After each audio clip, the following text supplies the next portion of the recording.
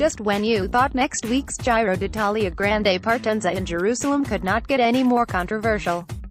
Never mind accusations from human rights groups that the race is being used as a political tool by Israel, or the fact that the pre-race favorite will be riding under the threat of a possible doping suspension. News that Lance Armstrong is planning to attend the start of the first Grand Tour, to kick off outside of mainland Europe. To report on it for his Stages podcast, sent cycling message boards and social media into frothy, and entirely predictable, meltdown.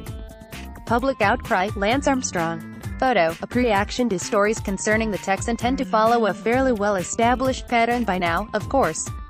This was no exception. One half felt that Armstrong's plans, which presumably accelerated last week after he managed to settle his $100 million (£72 million) lawsuit with the U.S. government for a tidy $5 million, thereby freeing up a bit of time in May which would otherwise have been spent in a Washington, D.C. courtroom, were a disgrace, that he was, as usual, trying to make it all about him, that he should be confined to the seventh circle of hell along with all the murderers and rapists, etc., etc. The second half was basically of the opinion that the first half should get over it.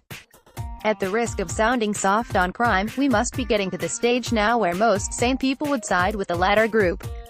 Clearly Armstrong does not deserve to be the Giro's guest of honor in Jerusalem. The 46-year-old was a whopping great cheat and, of more relevance where his current treatment by the sport is concerned, a bully, who ruined the careers of many of those who threatened him.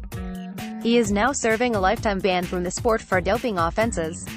That is all well and good, but trying to erase all memory of him, or simply pretend he no longer exists, which is what RCS sports director Paolo Bellino claimed when asked about the expected presence of Armstrong at the race, is ludicrous.